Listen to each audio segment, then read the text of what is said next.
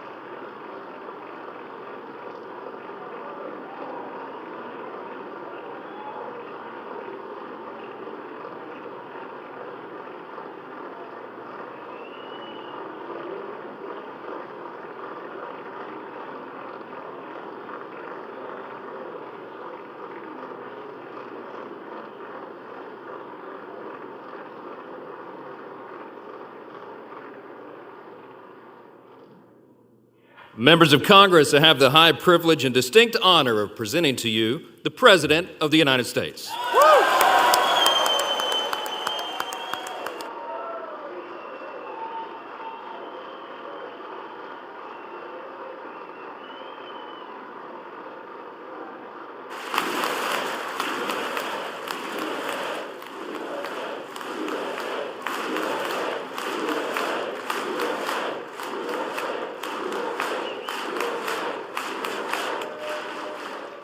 Well, thank you very much, everybody. It's really an honor. Speaker Johnson, Vice President Vance, First Lady of the United States,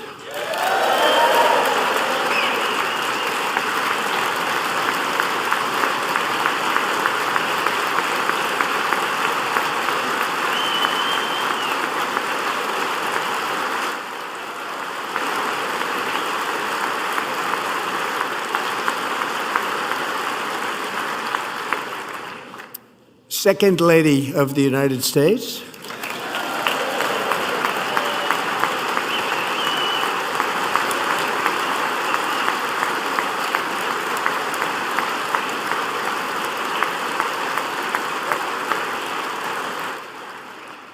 members of Congress, and my fellow Americans. Our nation is back, bigger, better, richer, and stronger than ever before.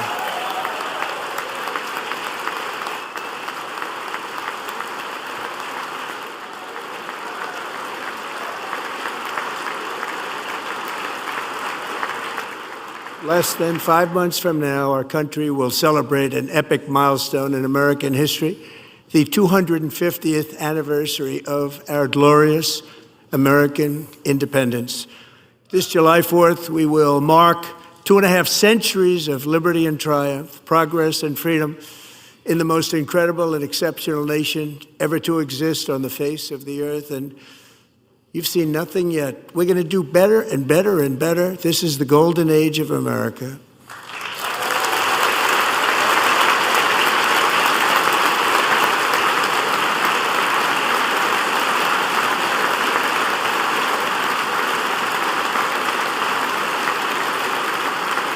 When I last spoke in this chamber 12 months ago, I had just inherited a nation in crisis with a stagnant economy, inflation at record levels, a wide open border, horrendous recruitment for military and police, rampant crime at home, and wars and chaos all over the world. But tonight, after just 1 year, I can say with dignity and pride that we have achieved a transformation like no one has ever seen before, and a turnaround for the ages. It is indeed a turnaround for the ages.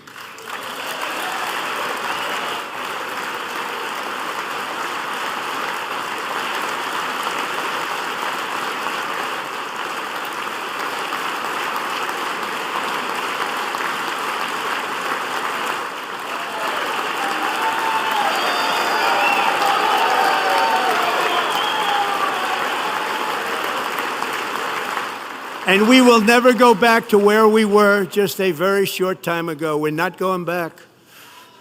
Today, our border is secure.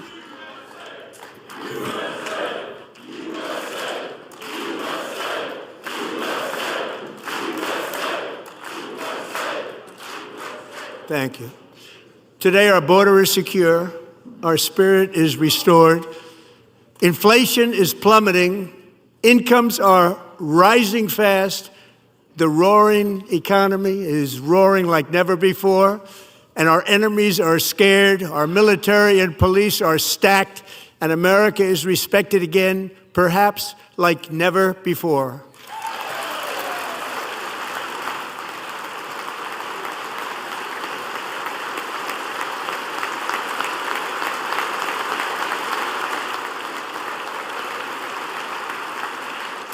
After 4 years in which millions and millions of illegal aliens poured across our borders, totally unvetted and unchecked, we now have the strongest and most secure border in American history by far.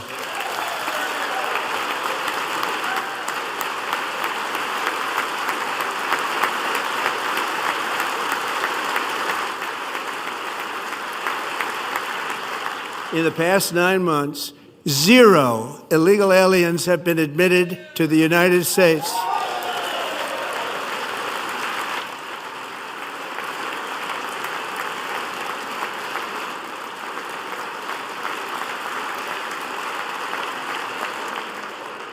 But we will always allow people to come in legally, people that will love our country and will work hard to maintain our country.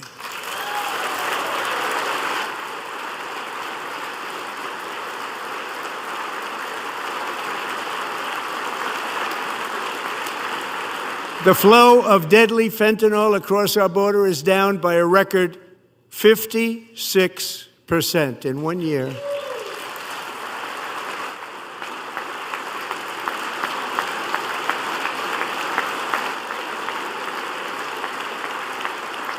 And last year, the murder rate saw its single largest decline in recorded history. This is the biggest decline, think of it, in recorded history, the lowest number in over 125 years, year 1900. In fact, substantially before my wonderful father, I had a wonderful father, Fred, before he was born, substantially before he was born.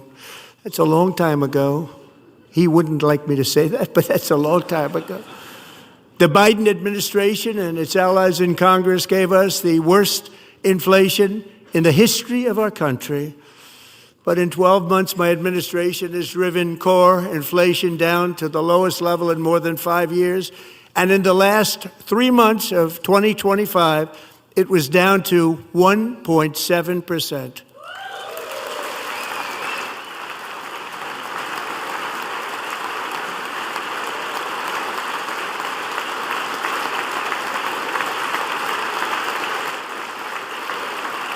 Gasoline, which reached a peak of over $6 a gallon in some states under my predecessor, it was quite honestly a disaster, is now below $2.30 a gallon in most states, and in some places, $1.99 a gallon. And when I visited the great state of Iowa just a few weeks ago, I even saw $1.85 a gallon for gasoline.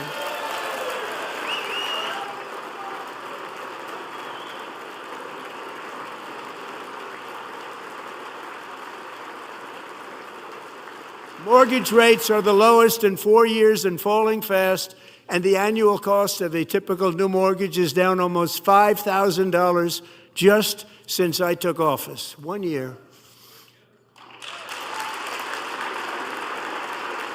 And low interest rates will solve the Biden-created housing problem while at the same time protecting the values of those people who already own a house that really feel rich for the first time in their lives. We want to protect those values. We want to keep those values up. We're going to do both. And we are going to keep it that way. The stock market has set 53 all-time record highs since the election. Think of that, 1 year. Boosting pensions, 401ks, and retirement accounts for the millions and millions of Americans. They're all gaining. Everybody's up, way up.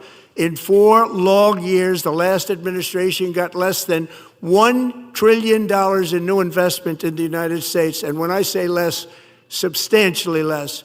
In 12 months, I secured commitments for more than $18 trillion pouring in from all over the globe.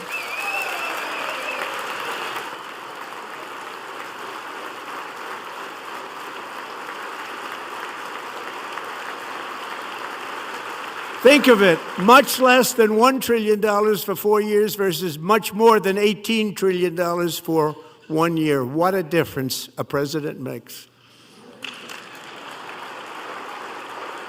A short time ago, we were a dead country.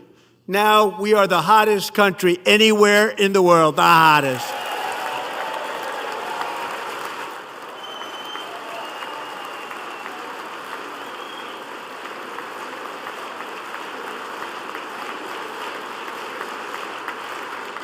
As thousands of new businesses are forming in factories, plants, and laboratories are being built, we have added 70,000 new construction jobs in just a very short period of time. It's getting bigger and bigger and stronger. Nobody can believe what they're watching. American oil production is up by more than 600,000 barrels a day, and we just received from our new friend and partner, Venezuela, more than 80 million barrels of oil.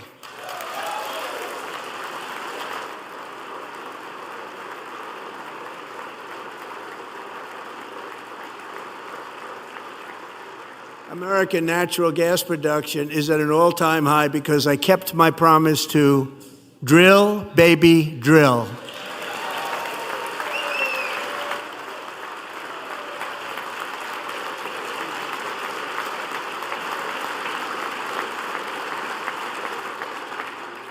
More Americans are working today than at any time in the history of our country. Think about that. Any time in the history of our country, more working today. And 100% of all jobs created under my administration have been in the private sector.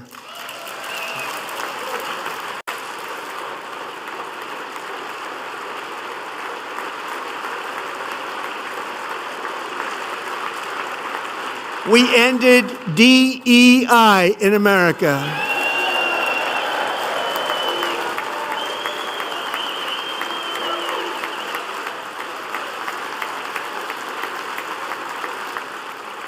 We cut a record number of job-killing regulations, and in 1 year we have lifted 2.4 million Americans, a record, off of food stamps.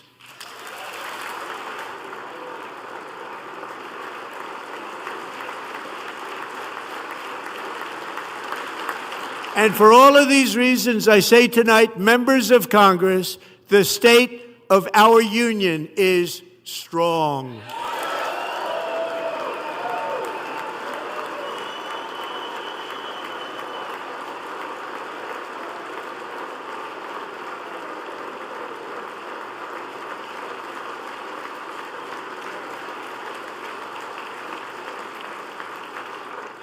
Our country is winning again. In fact, we're winning so much that we really don't know what to do about it.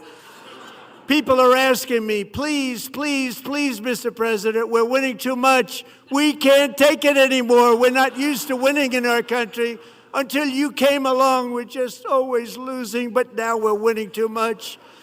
And I say, no, no, no, you're going to win again. You're going to win big. You're going to win bigger than ever. And to prove that point, here with us tonight is a group of winners who just made the entire nation proud. The men's gold medal Olympic hockey team. Come on in.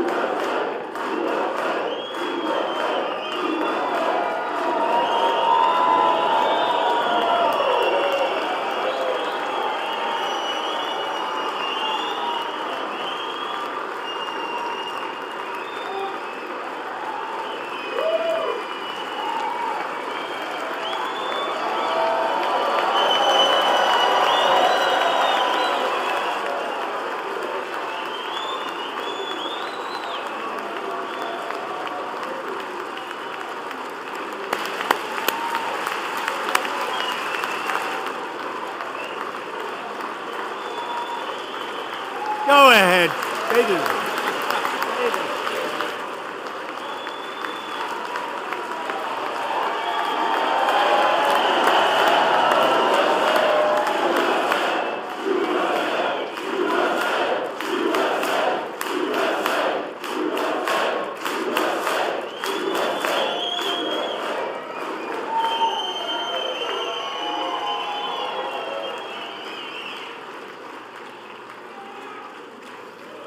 That's the first time I've ever seen them get up.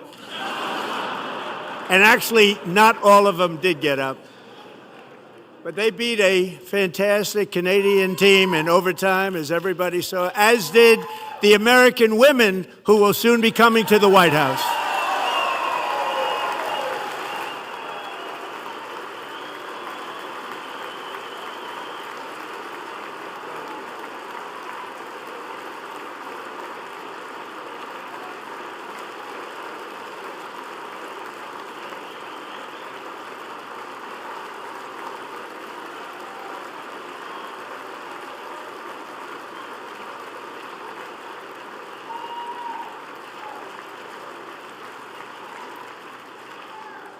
They were in the Oval Office before, and I just want to say a second very big congratulations to Team USA. But I have to say that, and I told them this, and we took a vote of the team. I said, anybody votes no, I'm not doing it.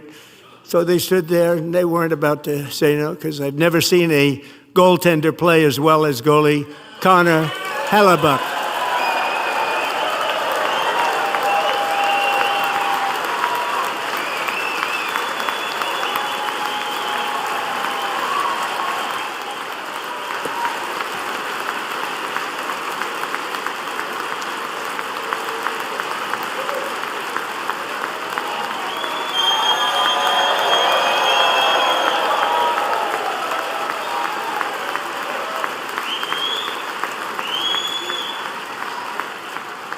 Think of it, 46 shots on goal, and I asked him, the one shot, the one where you put your stick in the back and it hit the neck of your stick and bounced off, do you practice that, or was that a little lucky? He refused to answer that question. But I just want to tell you that the members of this great hockey squad will be very happy to hear, based on their vote and my vote, and in this case my vote was more important, that I will soon be presenting Connor with our highest civilian honor, which we will be given and which has been given to many athletes over the years. But when I say many, not too many, like 12, it's called the highest civilian honor in our country, the Presidential Medal of Freedom.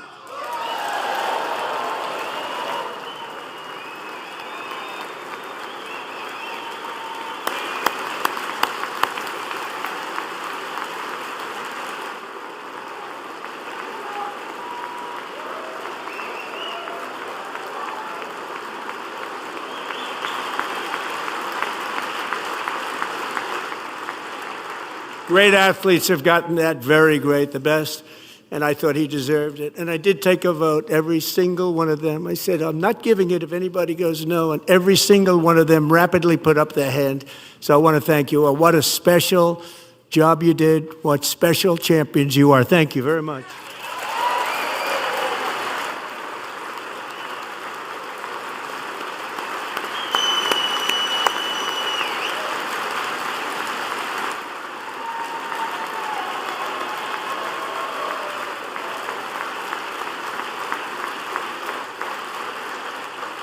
I'm also pleased to say that the next time the Olympic torch is lit, it will be here in America for the 2028 Olympics, and it's the summer version right in Los Angeles. We're going to do a good job in Los Angeles.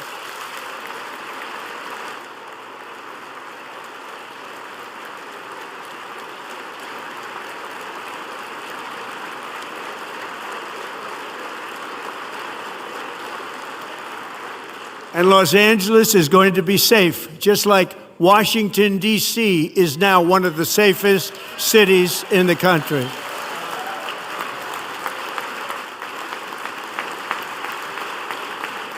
And this year, and I must say I got them both. I got them in my first term, and I was disappointed because I didn't think I'd be the president when this happened. But strange things took place. And now I've got them because I got the Olympics and I got the 2026 FIFA World Cup. And I wanted to claim the 250th, but I didn't get away with that one. I couldn't claim that one for myself. But we're getting the World Cup. So we have the World Cup and the Olympics coming. And that is exciting news.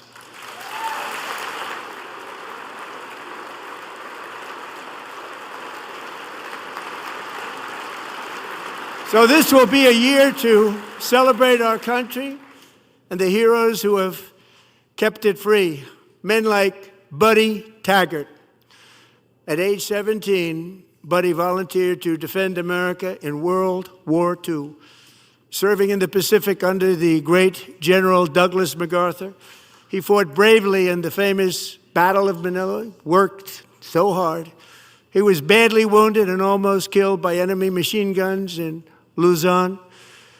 And 81 years ago this month, he liberated the largest internment camp in the Philippines, one of the largest anywhere in the world. Buddy earned many honors, including a Purple Heart and a Bronze Star, came home, started a family, and tonight he is in the gallery looking forward to July 4th, 2026, his 100th birthday.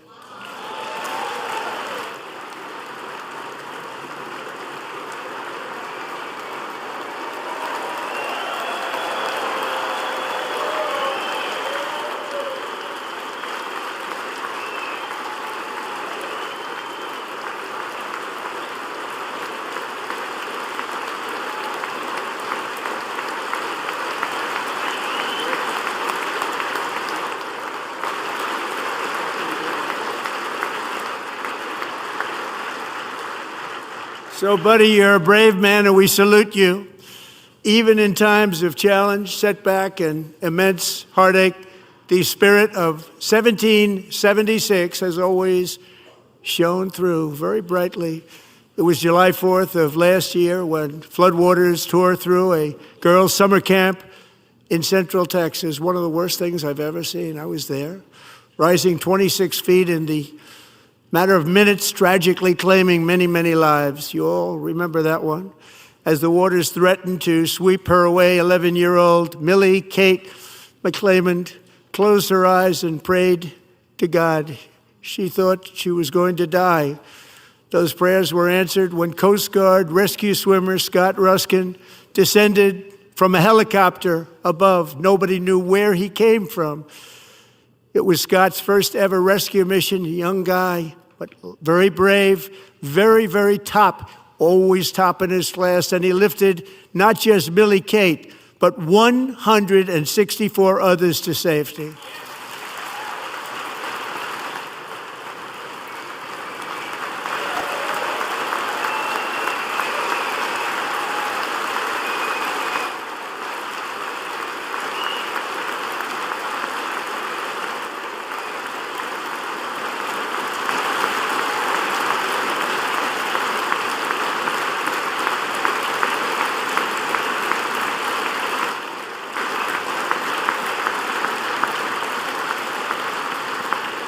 People watched Scott from a distance, and they couldn't believe what they were seeing. The winds were blowing, the rain was pouring, everything was going, and that rapid water, nobody's ever seen anything like it. They said, wow, that's something. Tonight, Scott and Millie Kate are here together, reunited for the very first time. Thank you, Scott, Millie Kate.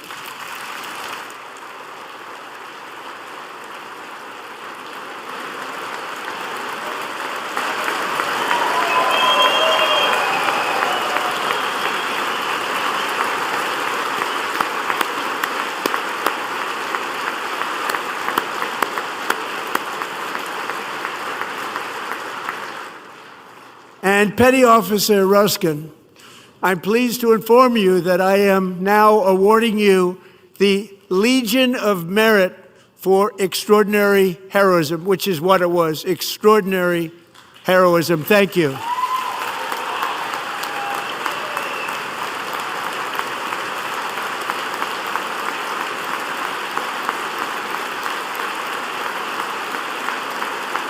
And I'd like to have the military aide to please come down and take care of the service. Military aide, thank you very much. Take care of that very important service. Thank you very much. From 1776 to today, every generation of Americans has stepped forward to defend life, liberty, and the pursuit of happiness. And they're really doing it for the next generation. But now it's our turn. Together we're building a nation where every child has the chance to reach higher and go further, where government answers to the people, not the powerful, and where the interests of hardworking American citizens are always our first and ultimate concern. That is the debt we owe to the heroes who came before us, and that is the promise we must keep to America for our 250th year. Last year, I urged this Congress to begin the mission by passing the largest tax cuts in American history, and our Republican majorities delivered so beautifully. Thank you, Republicans.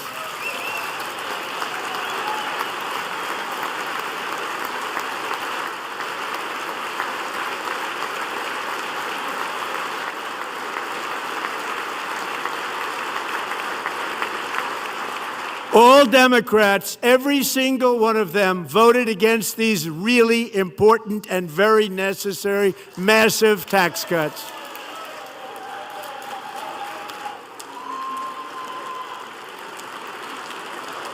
They wanted large-scale tax increases to hurt the people instead.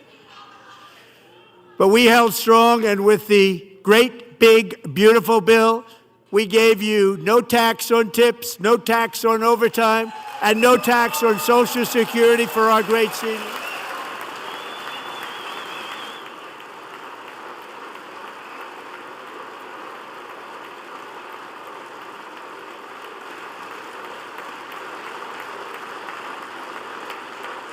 And we also made interest on auto loans tax deductible the first time, but only if the car is made in America.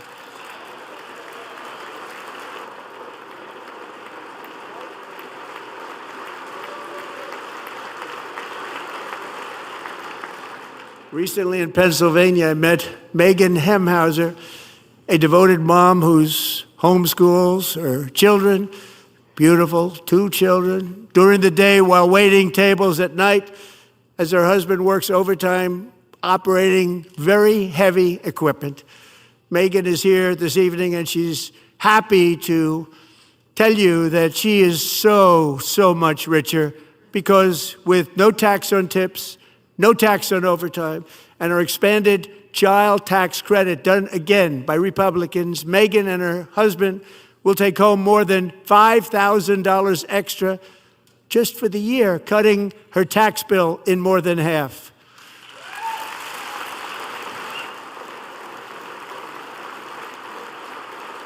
Megan, please stand up. We're fighting for you, Megan. Thank you, Megan. Thank you, Megan. We're fighting for you, Megan. Under our bill, parents like Megan can also activate their children's brand new Trump accounts. And I didn't name it. I did not name it. I did not name that.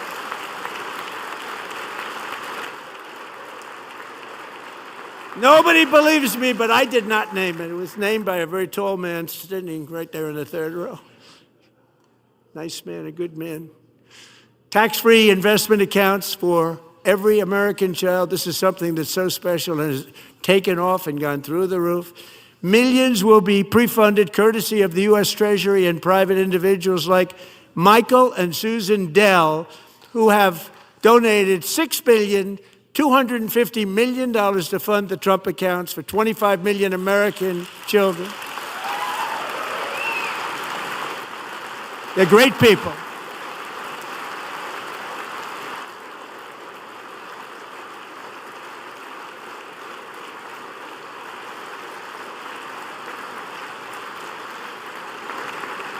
You know, I asked Michael Dell, how do you make all that money? He said, well, I just sat on my dorm in school, and I made computers, and I'd sell them to people, and I just kept selling and selling and selling, and pretty amazing story. That's called the American dream. He sold a lot of computers, a lot of those laptops, so I congratulate him on that, but I really thank him and Susan, as well as others like Brad Gerstner, a very tremendous guy. He was behind it right from the beginning. Brad Gerstner. Thank you, Brad.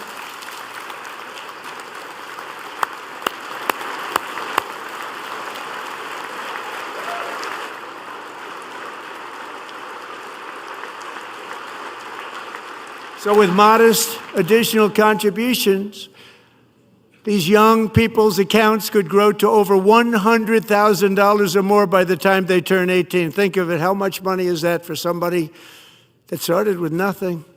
Over 100,000, could be much more than that. To make this investment in our children's future, go to trumpaccounts.gov, trumpaccounts.gov. And a lot of people are doing it. They're setting every record in the book. It's popular. They knew what it was going to take. I'm so proud of them. I'm so proud of the people that got it started. And now it's just taken off. One of the primary reasons for our country's stunning economic turnaround, the biggest in history, where the Dow Jones broke 50,000 4 years ahead of schedule, and the S&P hit 7,000, where it wasn't supposed to do it for many years, were tariffs.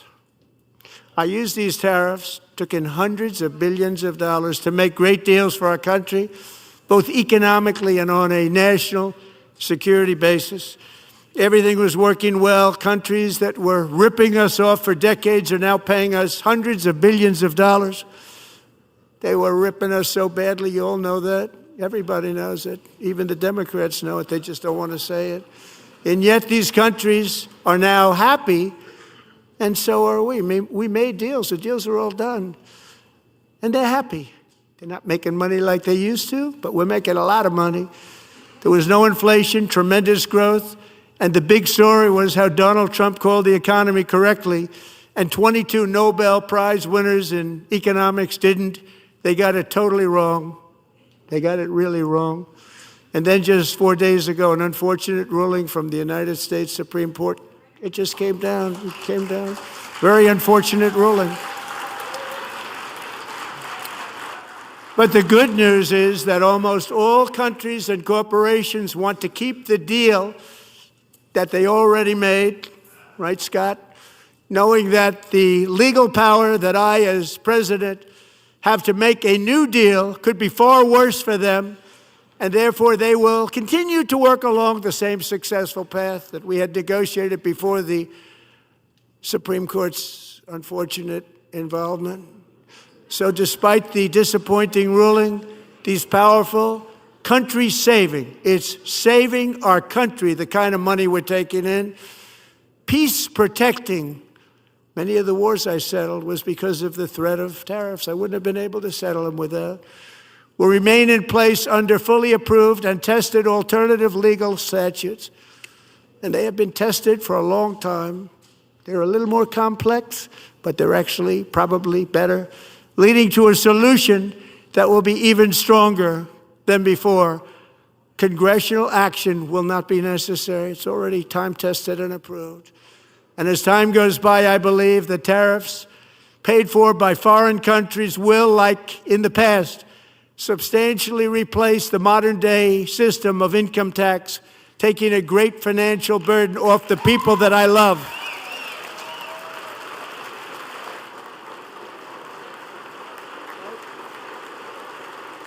Right?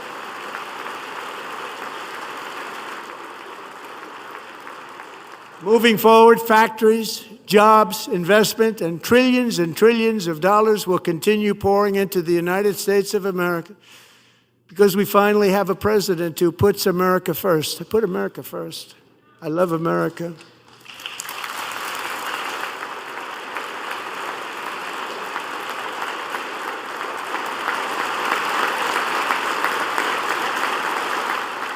For decades before I came along, we had the exact opposite.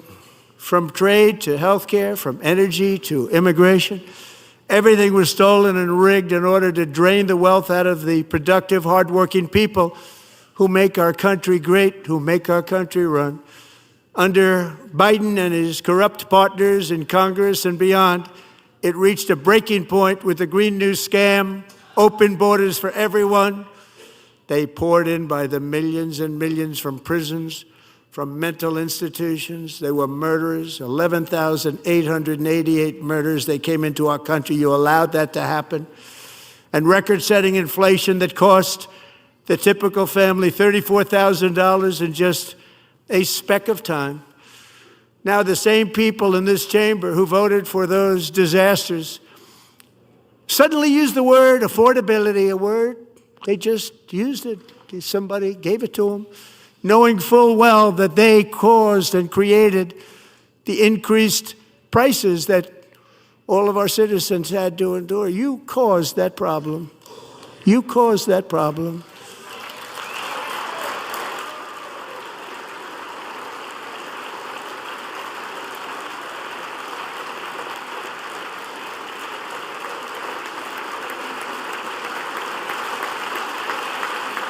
They knew their statements were a lie. They knew it. They knew their statements were a dirty, rotten lie. Their policies created the high prices Our policies are rapidly ending them. We are doing really well. Those prices are plummeting downward.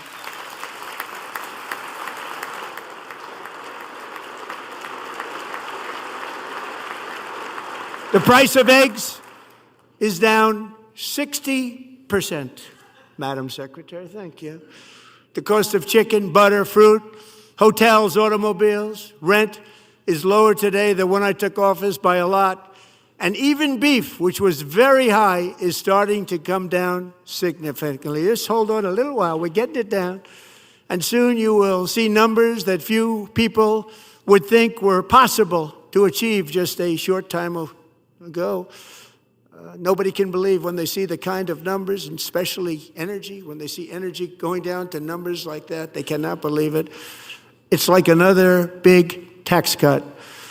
I'm also confronting one of the biggest ripoffs of our times, the crushing cost of health care caused by you.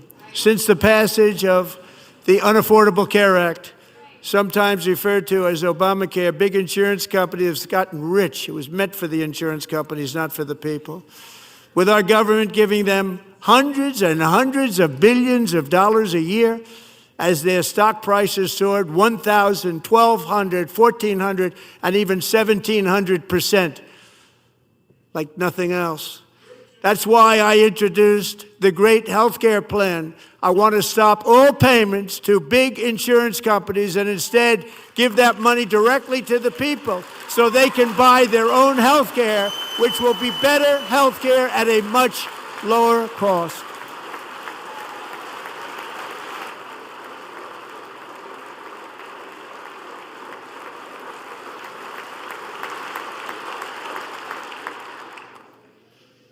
In addition, my plan requires maximum price transparency. That's a big deal. Sounds so simple, so big. And I did that in my first term, and the Democrats immediately terminated it with full knowledge that they were doing a very bad thing for the people. Costs were going to go way up, and that's what happened, and now I'm bringing them way down on health care and everything else. I'm also ending the wildly inflated cost of prescription drugs like has never happened before.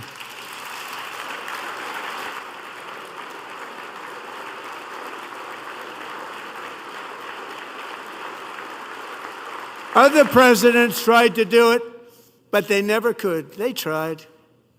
Most didn't try, actually.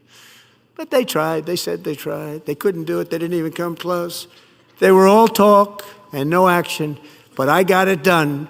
Under my just enacted most favored nation agreements, Americans who have for decades paid by far the highest prices of any nation anywhere in the world for prescription drugs will now pay the lowest price anywhere in the world for drugs. Anywhere, the lowest price.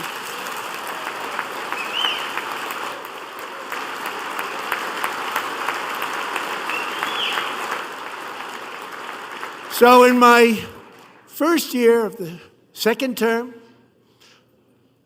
should be my third term, but strange things happen.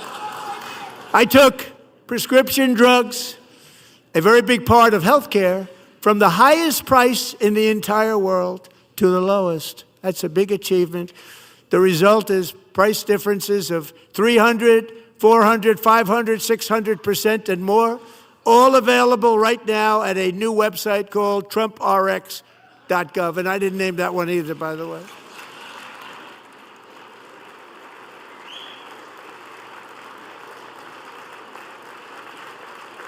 And here tonight is the very first customer ever to get that big discount, and it is big, Catherine Rayner.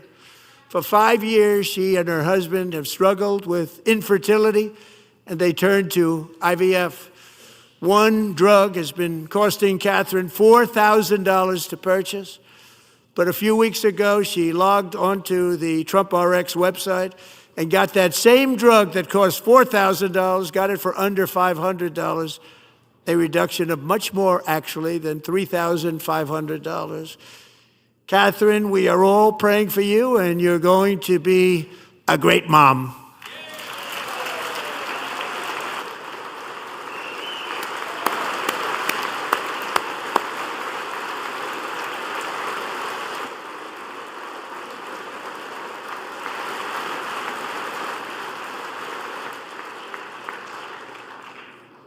So now I'm calling on Congress to codify my most favored nation program into law. Now, the one thing, I'm not sure it matters because it's going to be very hard for somebody that comes along after me to say, let's raise drug prices by 700 or 800%. But John and Mike, if you don't mind, codify it anyway. They may do it. Codify it anyway. Thank you.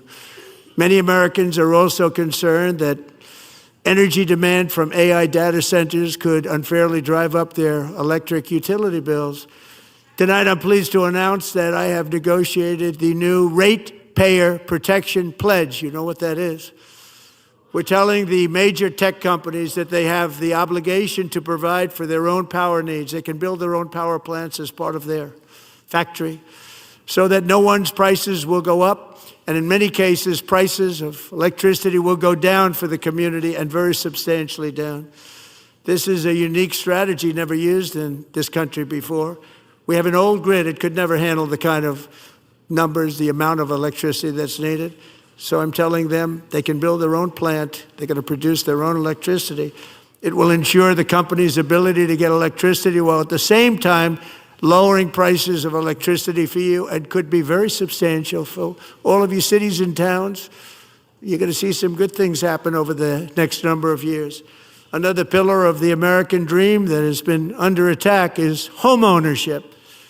With us tonight is Rachel Wiggins, a mom of two from Houston. She placed bids on 20 homes and lost all of those bids to gigantic investment firms that bypassed inspection, paid all cash, and turned those houses into rentals, stealing away her American dream. She was devastated. Stories like this are why last month I signed executive order to ban large Wall Street investment firms from buying up in the thousands single-family homes.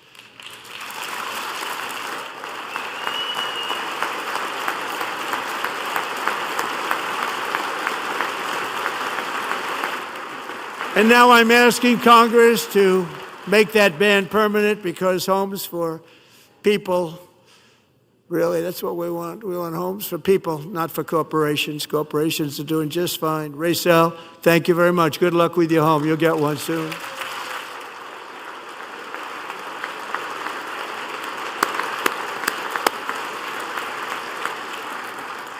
We're also working to make it easier for Americans to save for retirement. And under this administration, we will always protect Social Security and Medicare. They are not protecting it for our seniors. We will always protect Social Security, Medicare, Medicaid.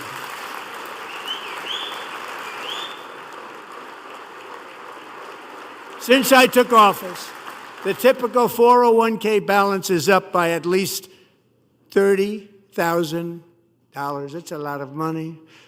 We have millions and millions of people, because the stock market has done so well, setting all those records. Your 401ks are way up. Yet half of all of working Americans still do not have access to a retirement plan with matching contributions from an employer. To remedy this gross disparity, I'm announcing that next year my administration will give these often forgotten American workers, great people, the people that built our country, access to the same type of retirement plan offered to every federal worker. We will match your contribution with up to $1,000 each year. As we ensure that all Americans can profit from a rising stock market, let's also ensure that members of Congress cannot corruptly profit from using insider information.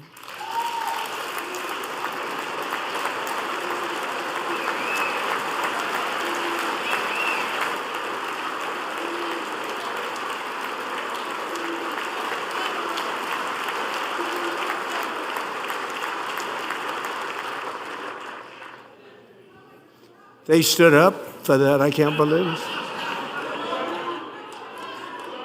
I can't believe it. Did Nancy Pelosi stand up if she's here? Doubt it. Pass the Stop Insider Trading Act without delay.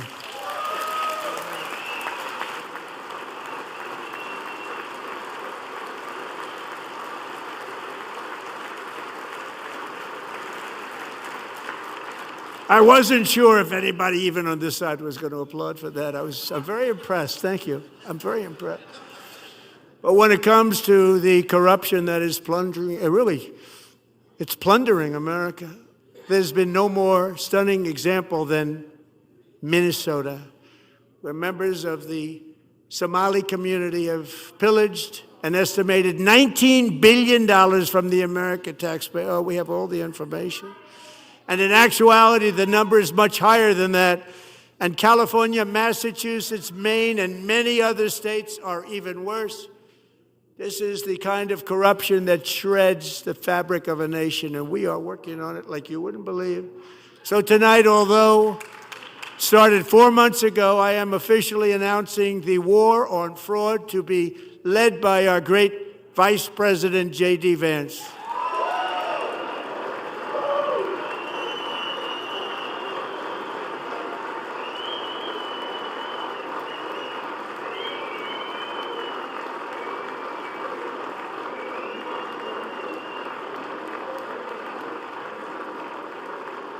He'll get it done.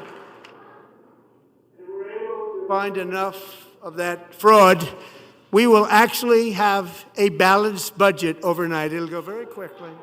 That's the kind of money you're talking about. We'll balance our budget.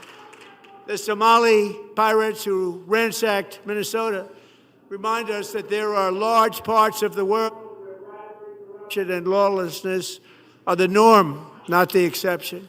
Importing these cultures through unrestricted immigration and open borders brings those problems right here to the USA. And it is the American people who pay the price in higher medical bills, car insurance rates, rent, taxes, and perhaps most importantly, crime.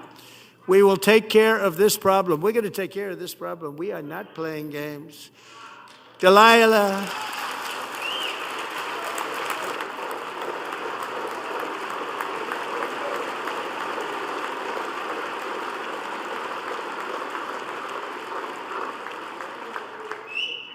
Delilah Coleman was only 5 years old in June 2024 when a 18-wheel tractor trailer plowed into her stopped car traveling at 60 miles an hour or more.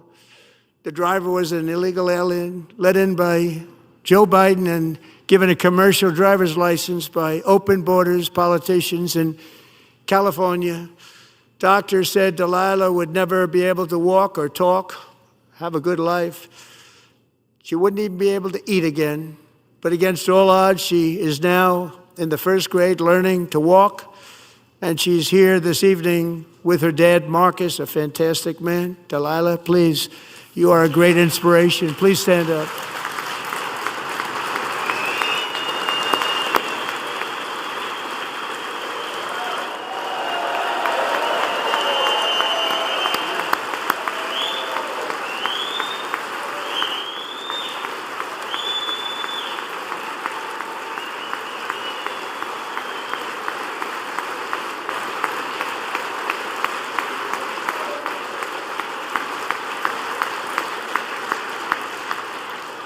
Thank you, Delilah. Many, if not most, illegal aliens do not speak English and cannot read even the most basic road signs as to direction, speed, danger, or location. That's why tonight I'm calling on Congress to pass what we will call the Delilah Law, barring any state from granting commercial driver's licenses to illegal aliens.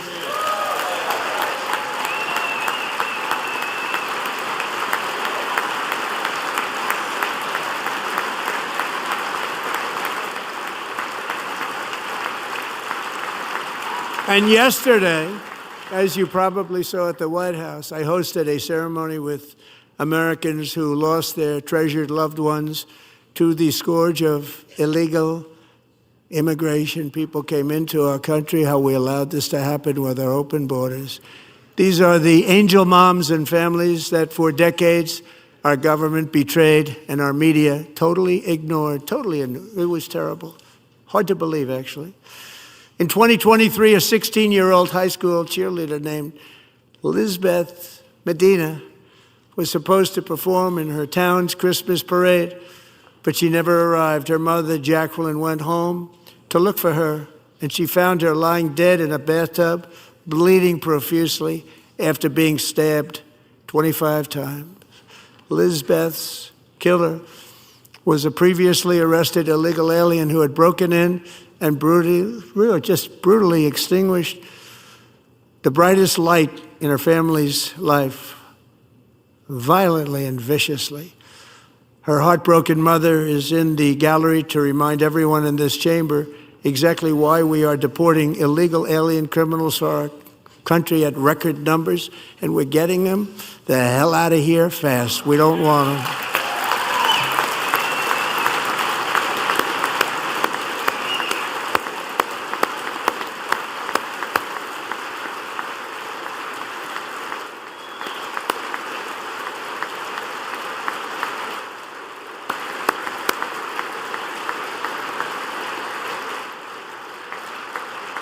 Thank you very much, Jacqueline. Thank you.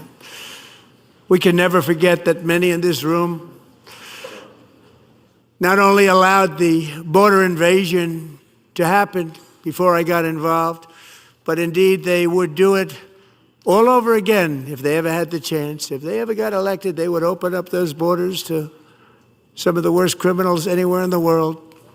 The only thing standing between Americans and a wide open border right now is President Donald J. Trump and our great Republican patriots in Congress. Thank you. Thank you.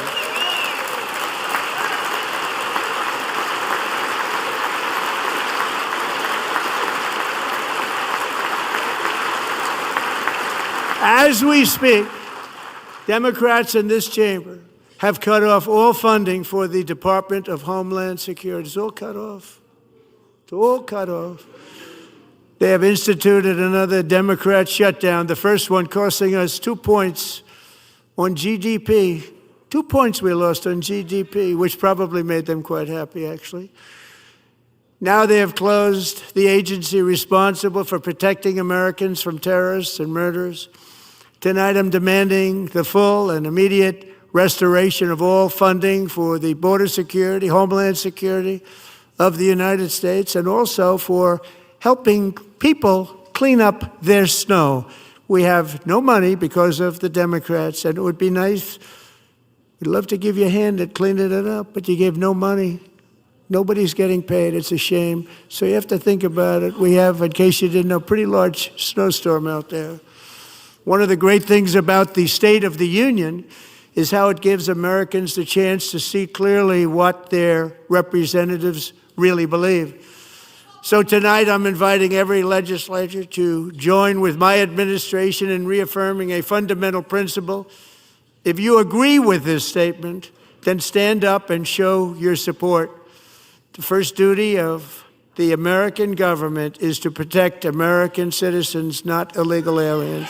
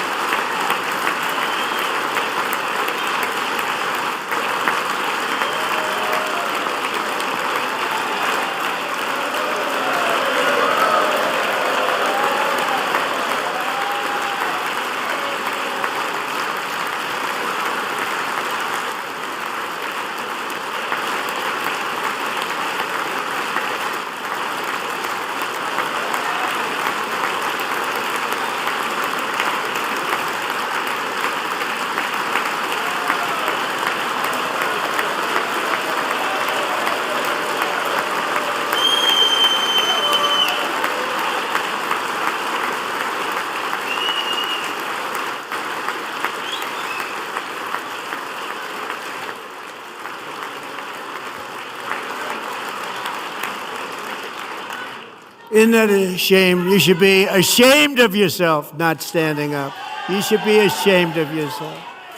That is why I'm also asking you to end deadly sanctuary cities that protect the criminals and enact serious penalties for public officials who block the removal of criminal aliens.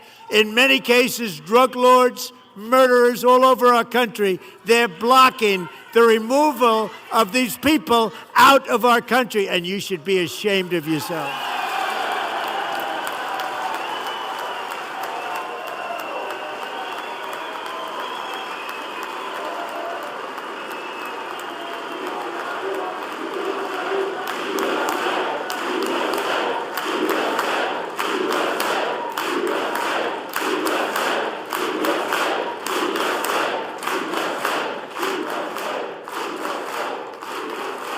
And perhaps most importantly, I'm asking you to approve the Save America Act.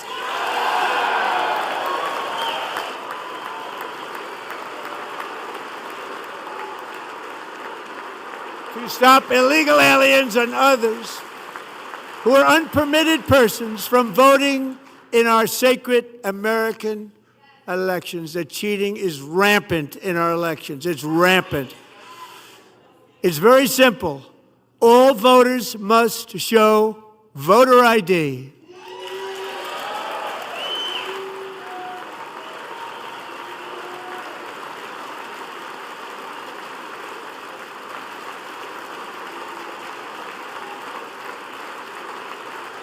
All voters must show proof of citizenship in order to vote.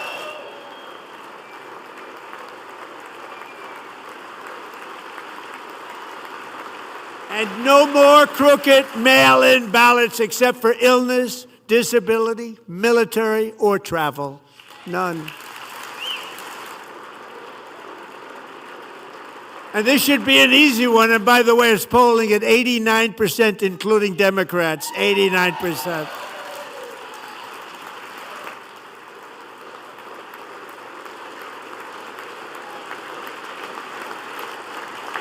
And even the new communist mayor of New York City, I think he's a nice guy, actually. Speak to him a lot. Bad policy, but nice guy. Just said they want people to shovel snow. They got hit hard. Wants them to shovel snow, but if you apply for that job, you need to show 2 original forms of ID and a Social Security card. Yet they don't want identification for the greatest privilege of them all, voting in America. No, it's no good. No good. Both Republicans and Democrats overwhelmingly agree on the policy that we just enunciated. And Congress should unite and enact this common sense, country-saving legislation right now, and it should be before anything else happens.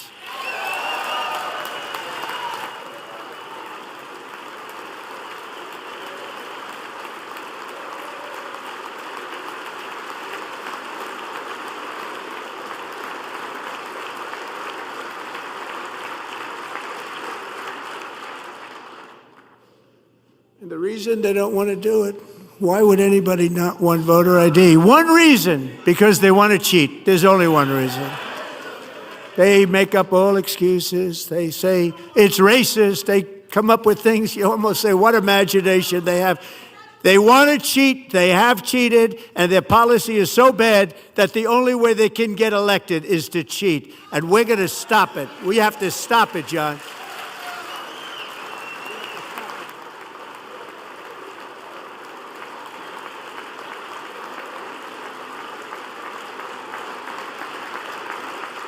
And here is one more opportunity to show common sense in government.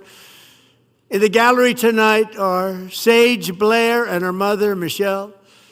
In 2021, Sage was 14 when school officials in Virginia sought to socially transition her to a new gender, treating her as a boy and hiding it from her parents. Hard to believe, isn't it? Before long, a confused Sage ran away from home after she was found in a horrific situation in Maryland A left-wing judge refused to return Sage to her parents because they did not immediately state that their daughter was their son. Sage was thrown into an all-boys state home and suffered terribly for a long time. But today, all of that is behind them because Sage is a proud and wonderful young woman with a full-ride scholarship to Liberty University. Sage and Michelle, please stand up.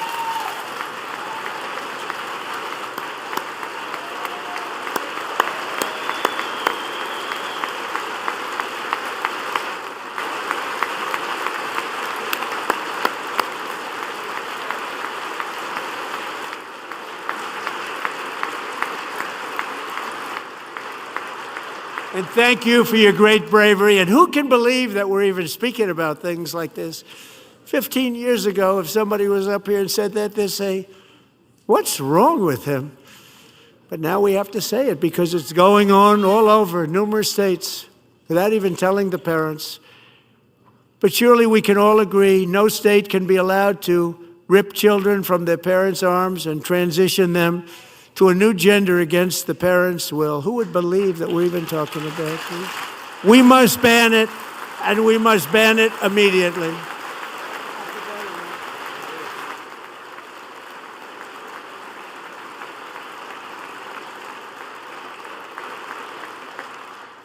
Look, nobody stands up. These people are crazy, I'm telling you. They're crazy.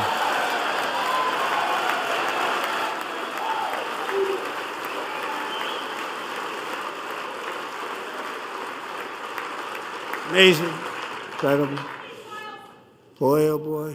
We're lucky we have a country. With people like this, Democrats are destroying our country, but we've stopped it just in the nick of time, didn't we? Huh?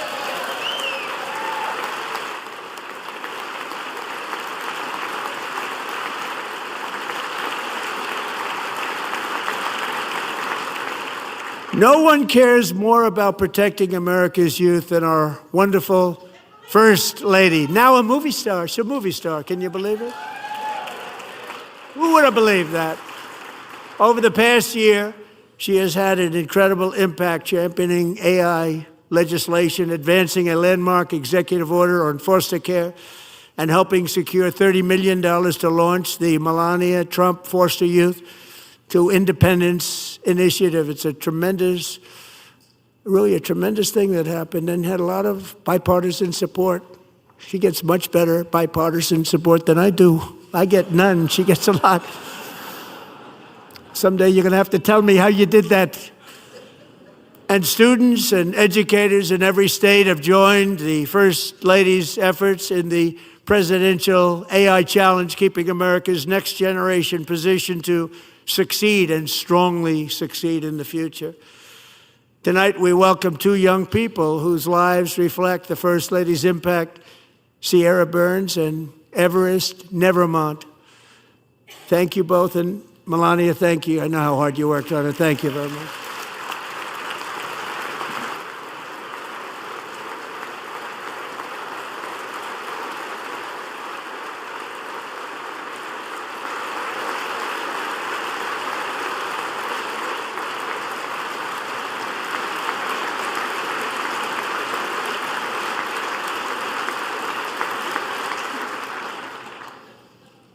I'm very proud to say that during my time in office, both the first 4 years and in particular this last year, there has been a tremendous renewal in religion, faith, Christianity, and belief in God. Tremendous renewal.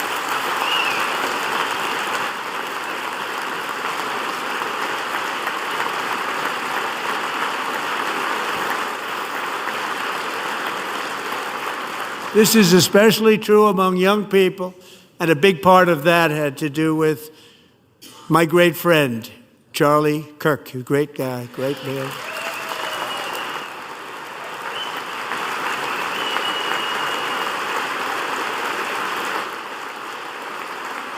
So last year, Charlie was violently murdered by an assassin and martyred, really martyred for his beliefs.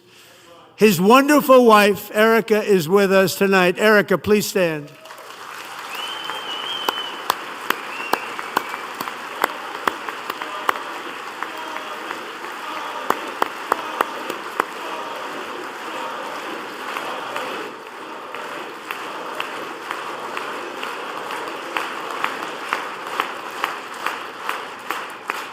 Thank you, Erica.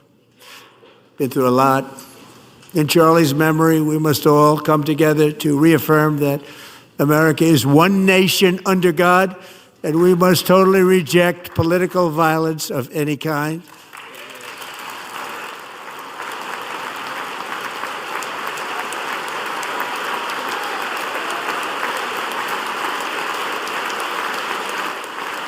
We love religion, and we love bringing it back, and it's coming back at levels that nobody actually thought possible. It's really a beautiful thing to see. Above all, unleashing America's promise requires keeping our communities safe. We have made incredible strides, yet dangerous repeat offenders continue to be released by pro-crime Democrat politicians again and again.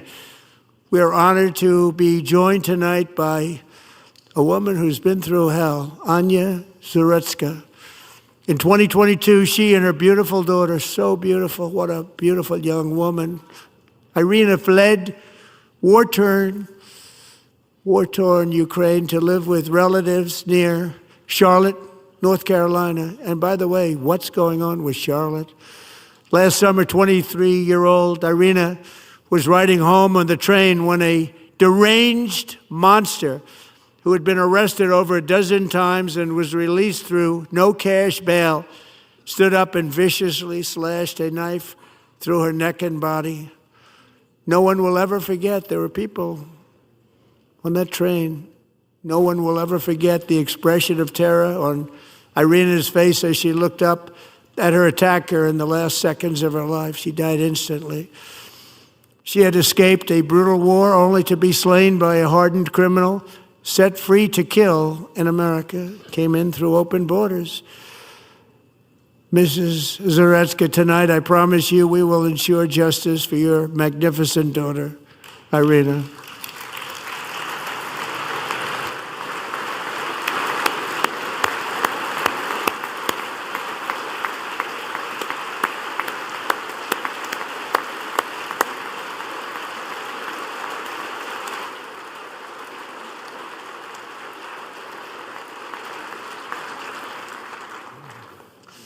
How do you not stand?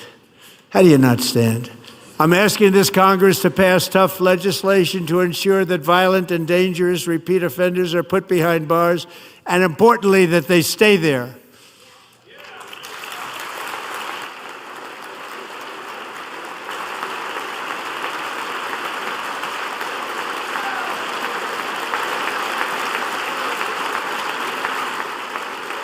Starting last summer, I deployed our National Guard and federal law enforcement to restore law and order to our most dangerous cities, including Memphis, Tennessee, big success, New Orleans, Louisiana, big success, and our nation's capital itself, Washington, D.C., where we have almost no crime anymore in Washington, D.C. How did that happen?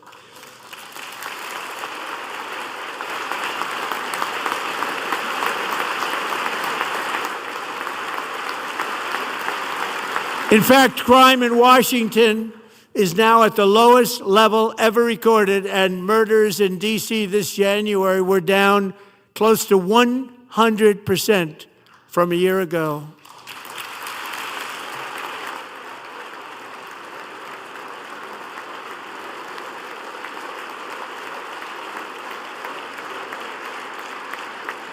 They don't like to hear that. One of the brave service members who helped achieve this stunning turnaround was 20-year-old West Virginia Army National Guard Specialist Sarah Beckstrom. After a 4-month deployment, she voluntarily extended her service, and her rank was going to be lifted. She was doing so well. They were so proud of her. But the very next day, she was on patrol near the White House when she was ambushed and shot in the head by a terrorist monster from Afghanistan. Shouldn't have been in our country. And all because she wore the uniform of our nation, she was shot. He traveled here because he didn't like people wearing our uniform. He was sick and deranged, shouldn't have been in our country. Sarah Beckstrom died in order to defend our capital, and we are honored to be joined by her wonderful parents, Gary and Evalie. Your daughter was a true American patriot, and she will be greatly missed. She was a great person. I saw reports on her. They've never seen anything like it.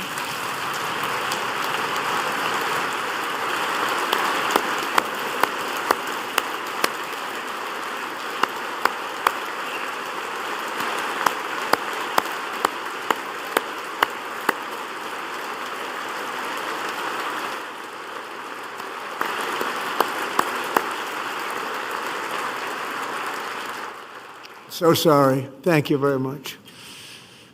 She's a great young lady. I saw reports that were like, perfect. She was perfect. Serving alongside Sarah that day was Staff Sergeant Andrew Wolf. The terrorist shot Andrew in the head, and no one thought he could possibly make it. The two of them, Sarah and Andrew, both shot violently in the head. Neither was expected to make it. They weren't even given a chance, except his wonderful mother, named Melody, who I spoke to the same night, and she was so positive. The doctors thought that Andrew was gone, but his mother said, no, Mr. President, Andrew will be fine. He's going to make it. I've never seen anything like it. I mean, he was given almost no chance. She said, I have no doubt, sir, he's going to be okay. This was a conversation that I had with her that night, with her son laying helplessly in bed, blood all over. Everybody is praying, she said, sir, he will be okay. The doctors didn't understand what she was saying, and after looking at the results of the damage done, neither did I. She was so strong and conclusive that even Andrew's great father felt she didn't really understand the gravity of the situation. But she turned out to be right. Right, Melody? She turned out to be right.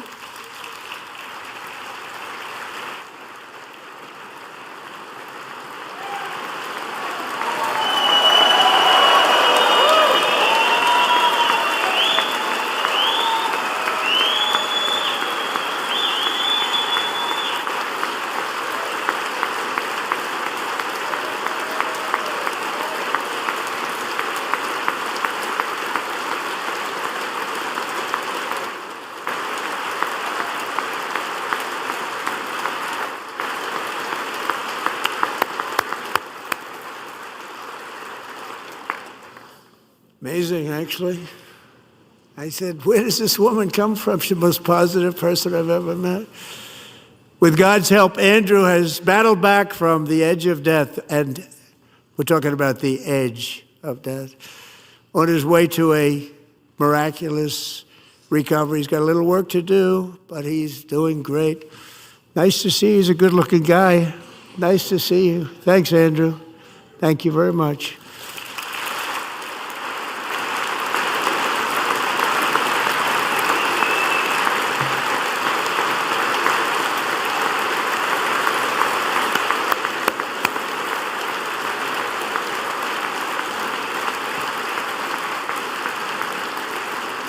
So, Andrew, while you're up, now I'm going to ask a highly respected General James Seward to present Staff Sergeant Andrew Wolf and the great family of Sarah Beckstrom with the award created by our late, great President George Washington himself. It's called the Purple Heart.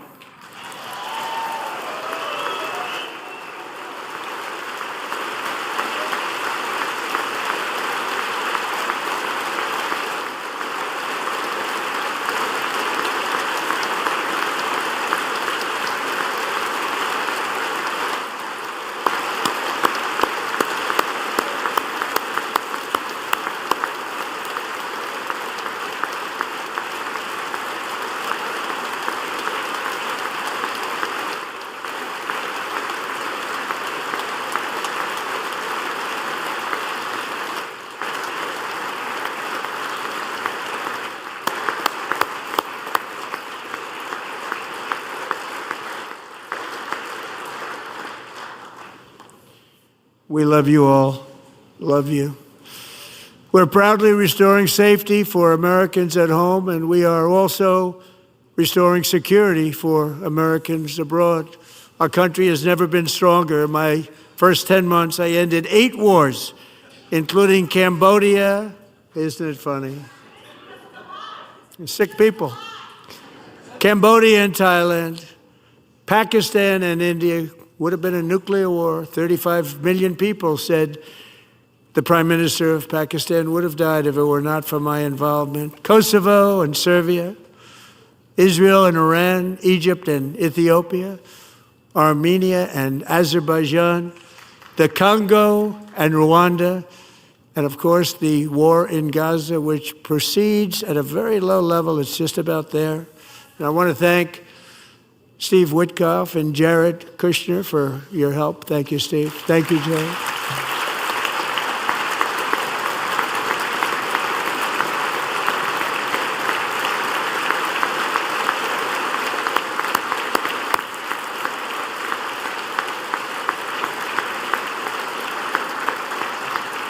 And I also want to thank the man they report to, Secretary of State Marco Rubio. Thank you, Marco.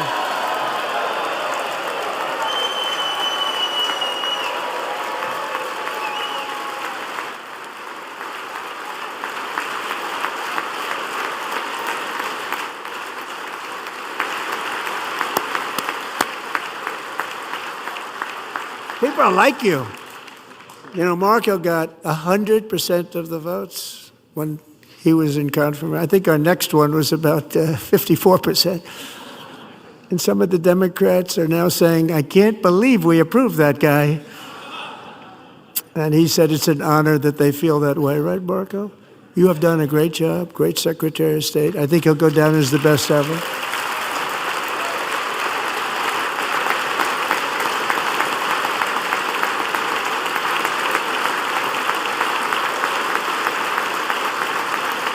Under the ceasefire I negotiated, every single hostage, both living and dead, has been returned home. Can you believe that?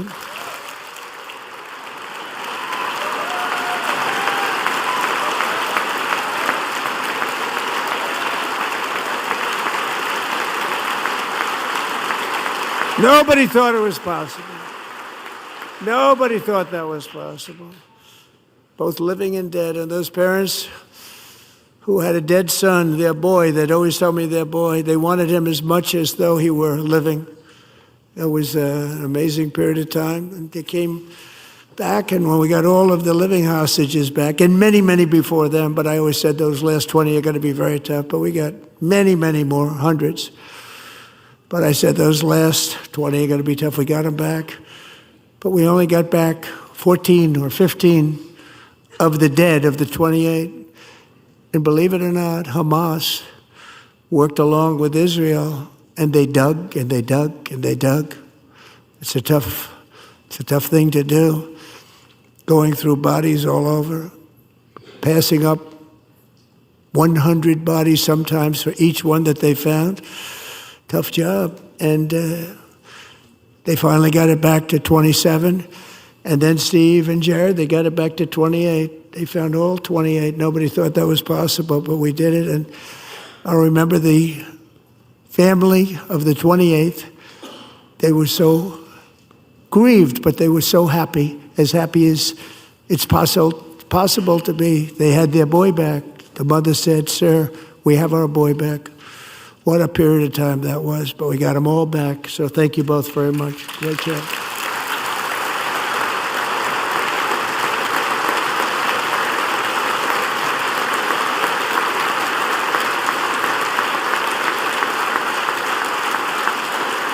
And we're working very hard to end the 9th war, the killing and slaughter between Russia and Ukraine, where 25,000 soldiers are dying each and every month. Think of that, 25,000 soldiers are dying a month.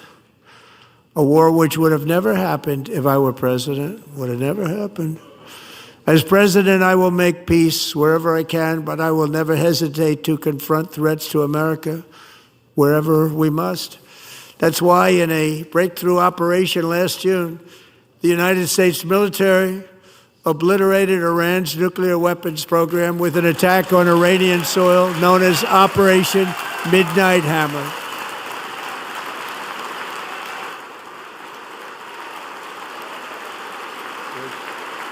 Good.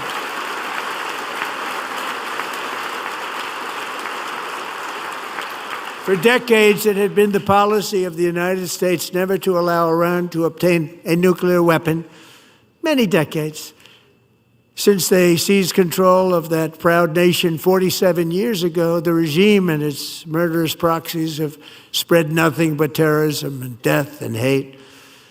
They've killed and maimed thousands of American service members and hundreds of thousands and even millions of people with what's called roadside bombs. They were the kings of the roadside bomb. And we took out Soleimani. I did that during my first term. Had a huge impact. He was the father of the roadside bomb.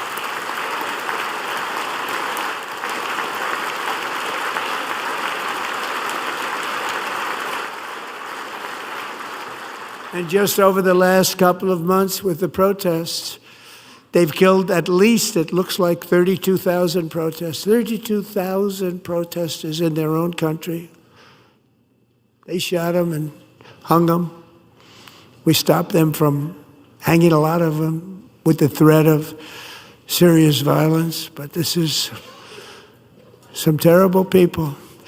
They've already developed missiles that can threaten Europe and our bases overseas, and they're working to build missiles that will soon reach the United States of America. After Midnight Hammer, they were warned to make no future attempts to rebuild their weapons program, and in particular, nuclear weapons. Yet they continue. They're starting it all over. We wiped it out, and they want to start all over again, and are at this moment again pursuing their sinister ambitions. We are in negotiations with them. They want to make a deal, but we haven't heard those secret words. We will never have a nuclear weapon. My preference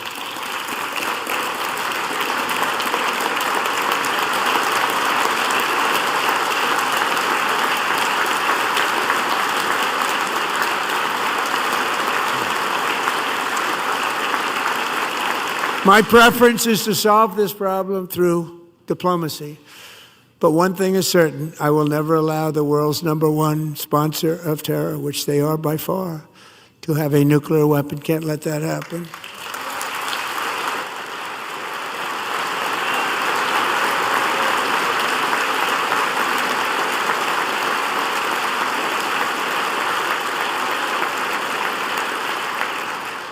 And no nation should ever doubt America's resolve. We have the most powerful military on earth. I rebuilt the military in my first term. We're going to continue to do so. Also, we just approved a $1 trillion budget. We have no choice. We have to be strong, because hopefully we will seldom have to use this great power that we built together. It's really called peace through strength, and it's been very, very effective.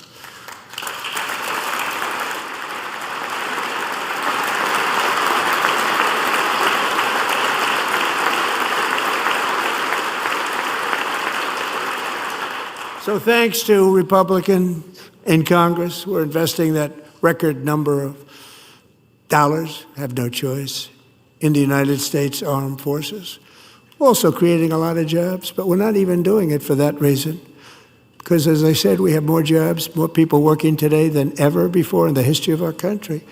And NATO countries are friends and allies. They are. They're our friends and they're our allies. Have just agreed, at my very strong request, to pay 5% of GDP for military defense rather than the 2%, which they weren't paying. We were paying for almost all of NATO. Now they're paying 5 as opposed to not paying 2.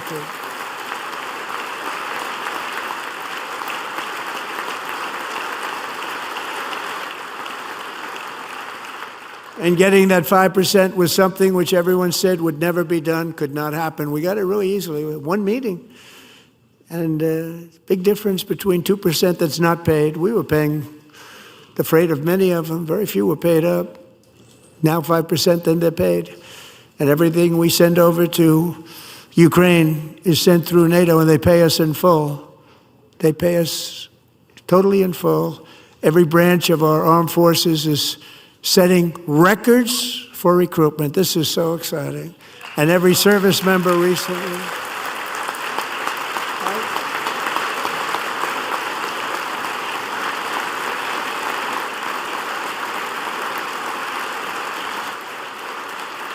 And every service member recently received a warrior dividend of $1,776.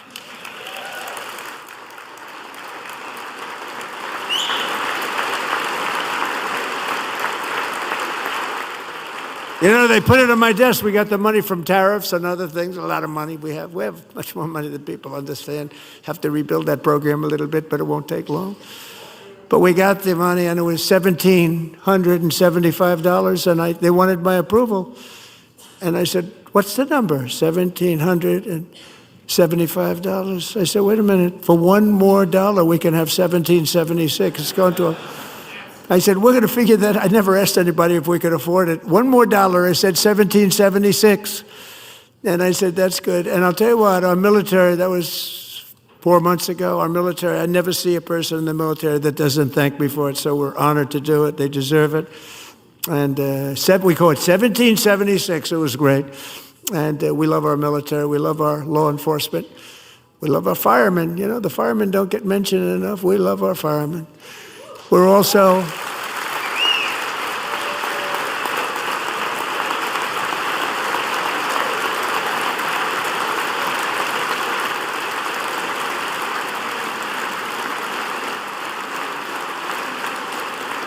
restoring American security and dominance in the Western Hemisphere, acting to secure our national interests and defend our country from violence, drugs, terrorism, and foreign interference. For years, large swaths of territory in our region, including large parts of Mexico, really large parts of Mexico, have been controlled by murderous drug cartels.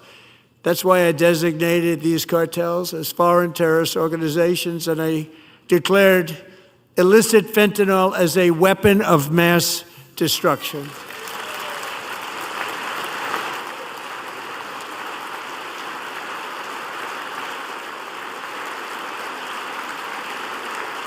And with our new military campaign, we have stopped record amounts of drugs coming into our country and virtually stopped it completely coming in by water or sea. You probably noticed that.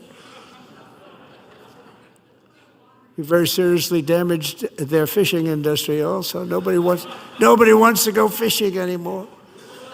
We've also taken down one of the most sinister cartel kingpins of all. You saw that yesterday. In January,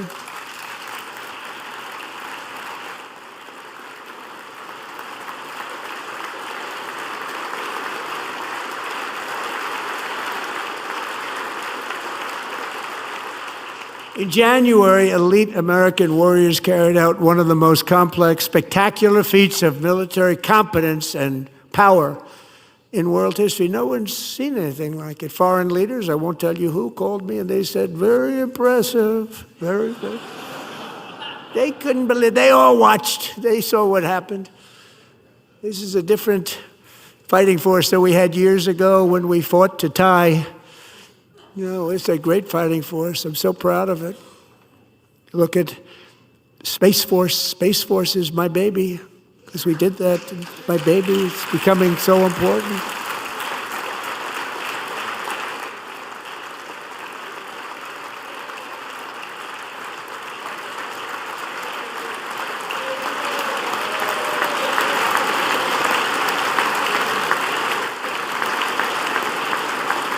And America's armed forces overwhelmed all defenses and utterly defeated an enemy, good fighters, to end the reign of outlaw dictator Nicolas Maduro and bring him to face American justice.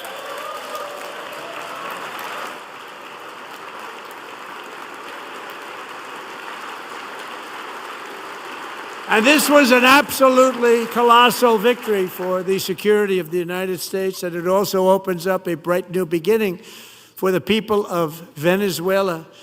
We're working closely with the new president of Venezuela, Delcy Rodriguez, to unleash extraordinary economic gains for both of our countries and to bring new hope to those who have suffered so terribly. They really did suffer. With us tonight is Alejandro Gonzalez. She grew up in a tight-knit Venezuelan family and was especially close to her beloved uncle Enrique. But after Enrique ran for office and opposed Maduro, he was kidnapped by Maduro's security forces and thrown into the regime's really infamous prison in Caracas. Alejandro feared she would never see her uncle again. She feared for her own life also. But since the raid, we have worked with the new leadership, and they have ordered the closure of that vile prison and released hundreds of political prisoners already, with more to come. Alejandro, I'm pleased to inform you that not only has your uncle been released, but he is here tonight. We brought him over to celebrate his freedom with you in person. Enrique, please come down.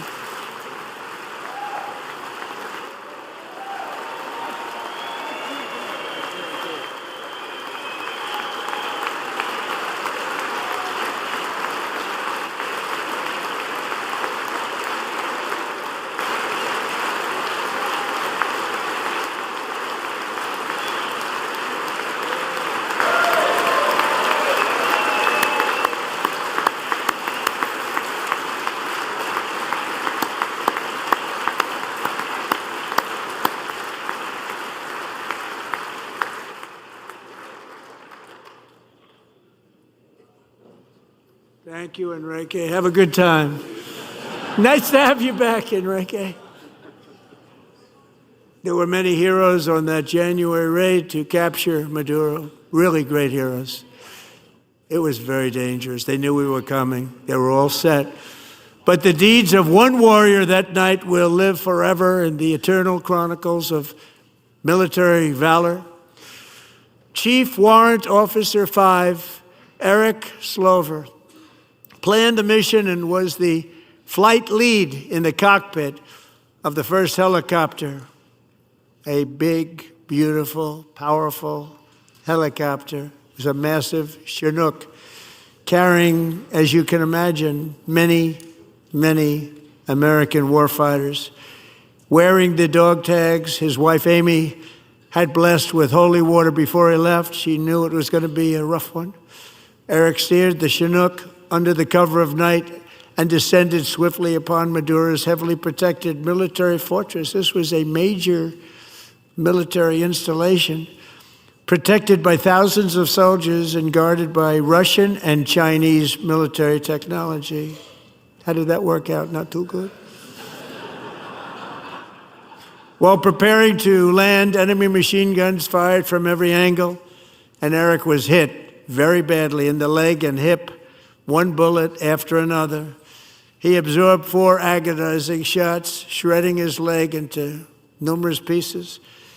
And yet, despite the fact that the use of his legs was vital to successful helicopter flight, legs are the most important part of flying a helicopter, to deliver the many commandos who would capture and detain Maduro was the only thing Eric was thinking about. Then, even as he was gushing blood, which was flowing back down the aisle, helicopter lands at a steep angle.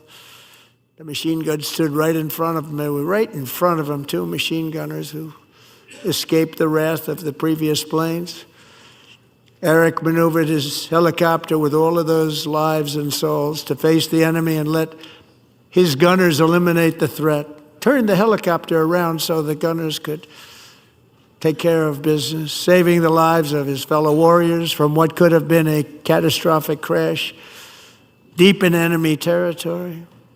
Only after safely landing the helicopter with all the warriors aboard in the exact right spot, which was vital to the mission, we probably would have had to maybe cancel the mission if that didn't happen. Eric told his co-pilot, also wounded, but not as gravely, to take over. I'm about ready to pass out. The success of the entire mission and the lives of his fellow warriors hinge on Eric's ability to take the searing pain. It was unbelievable what's happened to his legs of the bullets and keep on flying and landing and People knew what was happening. Everybody in the back of the helicopter knew because they saw the blood pouring down the aisle. Chief Warrant Officer Slover is still recovering from his serious wounds, but I'm thrilled to say that he is here tonight with his wife, Amy. Eric and Amy, come on in.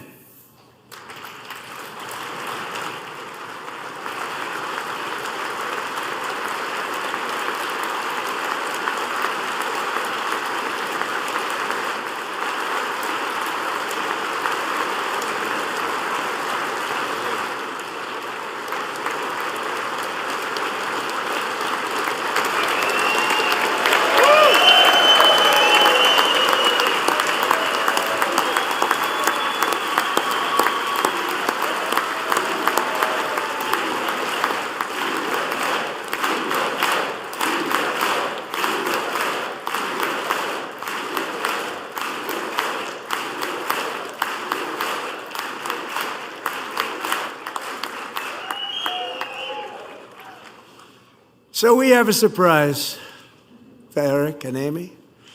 In recognition of Eric's actions above and beyond the call of duty, I would now like to ask General Jonathan Braga to present Chief Warrant Officer Slover with our nation's highest military award, the Congressional Medal of Honor.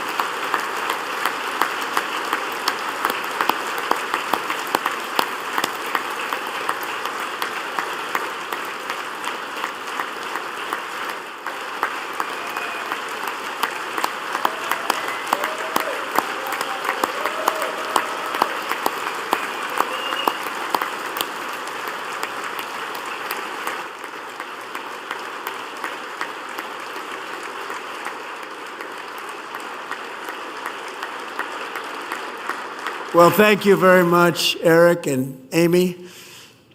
Great to get to know you. I met with them and with a lot of their fellow warriors at Fort Bragg recently. You notice the name Fort Bragg, we have it back, we brought it back. We won the First World War with it, the Second World War with it, and then they decided to change the name. So we changed it back.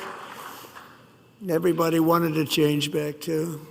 And 10 of Eric's fellow warriors from that incredible night of victory will also be receiving medals at a private ceremony that will soon be held at the White House, and Eric will be there. Thank you.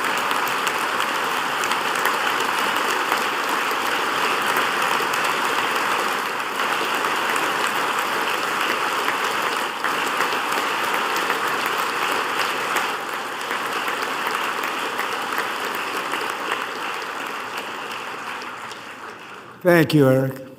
That's a big one. Tonight we've celebrated many truly extraordinary American patriots, but there is one last living legend to honor before we go. He is one more heroic American aviator, Navy fighter pilot. Royce Williams served in World War II, Korea, Vietnam, flying more than 220 missions. In the skies over Korea in 1952, Royce was in the dogfight of a lifetime, legendary dogfight. Flying through blizzard conditions, his squadron was ambushed by 7 Soviet fighter planes. It was his first aerial combat of the war, and despite being massively outnumbered and outgunned, Royce led the takedown of 4 enemy jets and almost destroyed the others, vanquishing his adversaries while taking 263 bullets to his own plane and being seriously hurt. His story was secret for over 50 years. He didn't even want to tell his wife, but the legend grew and grew. But tonight, at 100 years old, this brave Navy captain is finally getting the recognition he deserves. He was a legend long before this evening. Royce, please stand up, and I will ask the First Lady of the United States to present Captain Royce Williams with his Congressional Medal of Honor.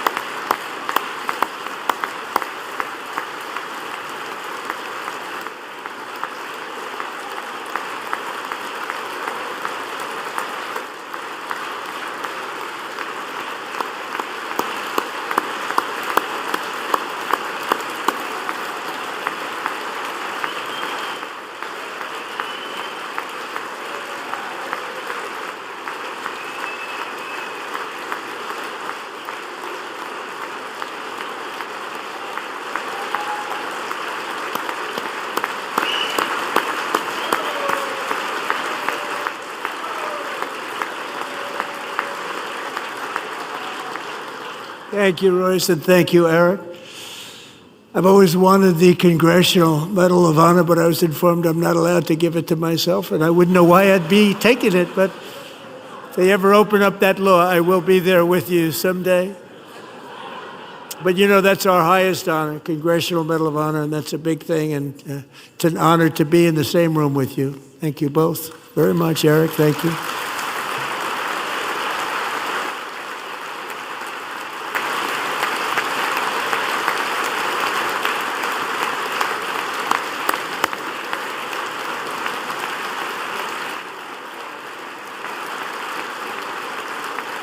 Thank you. 250 years is a long time in the life of a nation, but in another sense, it's really a mere moment in the eye of history. Two of the gentlemen we met in the gallery this evening took their first breaths 1 century ago, 100 years before that, on July 4th, 1826, the author of the Declaration of Independence, brilliant, Thomas Jefferson, drew his last breath. Just a single long human lifespan separates the giants who declared and won our independence from the heroes who stand among us tonight. Everything our nation has done, everything we have achieved, has been the work of those few great lifetimes. In those brief chapters, Americans built this nation from 13 humble colonies into the pinnacle of human civilization and human freedom, the strongest, wealthiest, most powerful, most successful nation in all of history. Americans ventured out across the daunting and dangerous continent. We carved paths through an unforgiving wilderness, settled a boundless frontier, and tamed the beautiful but very, very dangerous Wild West. From empty marshes and wide open plains, we raised up the world's greatest cities. Together we mastered the world's mightiest industries and shattered history's monstrous tyrannies. And we liberated millions from the chains of fascism, communism, oppression, and terror. Americans lifted humanity into the skies on the wings of aluminum and steel, and then we launched mankind into the stars on rockets powered by sheer American will and unyielding American pride. We wired the globe with our ingenuity. We captivated the planet with American culture. And now we are pioneering the next great American breakthroughs that will change the entire world. All of this and so much more is the enduring legacy, unmatched glory of the hardworking patriots who built and defended this country and who still carry the hopes and freedoms on all of humanity's backs. For years they were forgotten, betrayed, and cast aside, but that great betrayal is over and they will never be forgotten again, because when the world needs courage, daring, vision, and inspiration, it is still turning to America. And when God needs a nation to work his miracles, he knows exactly who to ask. There is no challenge Americans cannot overcome, no frontier too vast for us to conquer, no dream too bold for us to chase, no horizon too distant for us to claim. For our destiny is written by the hand of providence, and these first 250 years were just the beginning. From the rugged border towns of Texas to the heartland villages of Michigan, from the sun-kissed shores of Florida to the endless fields of the Dakotas, and from the historic streets of Philadelphia to right here in our nation's capital, Washington, D.C., the golden age of America is upon us. The revolution that began in 1776 has not ended. It still continues because the flame of liberty and independence still burns in the heart of every American patriot. And our future will be bigger, better, brighter, bolder, and more glorious than ever before. Thank you, God bless you, and God bless America.